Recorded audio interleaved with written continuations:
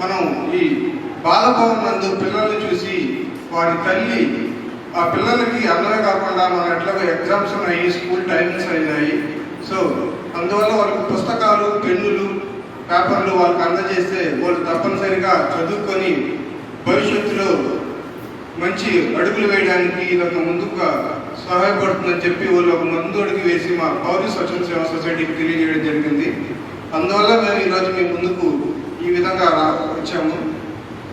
మీకు ఒకే ఒక మాట చెప్తున్నాను. మనం ఫస్ట్ కష్టపడ్డామంటే తర్వాత సుఖపడతాం. అదే ఇప్పుడు సుఖపడ్డామంటే తర్వాత కష్టపడాల్సి వస్తుంది. ఓకేనా? మొదటి 20 సంవత్సరాల వరకు చదువు అనేది ఉంటుంది.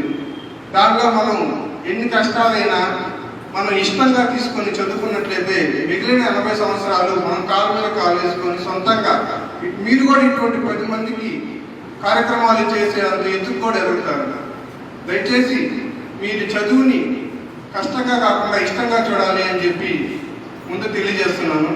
అదేవిధంగా మనకి తల్లి, తండ్రి, గురువు, దైవం. తల్లిదండ్రుల తర్వాత మనకి పెద్దపీట వేసింది గురువుకే, దాని తర్వాత దైవం అనేది. గురువు అనేది చదువు చెప్పేవాళ్ళు. సో అందువల్ల చదువుకి ఎంత వాల్యూ అనేది ఉందే మీరే తెలియజేసుకోండి. తల్లిదండ్రుల తర్వాత మనకి చదువుకే అంత వాల్యూ ఉంది. ఒక పూట అయినా కానీ అన్నం మానేసిన పర్లేదు, కానీ చదువుకోవడం మాత్రం మానేవద్దు. ఎందుకంటే ఈ పూట మీరు అన్నం తినకపోతే రేపైనా తిరుగుతారేమో, కానీ ఈరోజు చదువు మానేశారు అనుకోండి చాలా కష్టం. అదే ఈరోజు చదువుకొని రేపు చదువుకున్న తర్వాత ఒక 20 సంవత్సరాల తర్వాత మిమ్మల్ని మీరు వెనక్కి చూసుకుంటే మీరు ఇంకా నేను తినలేనివన్నీ కూడా ఏమైనా తినవచ్చు.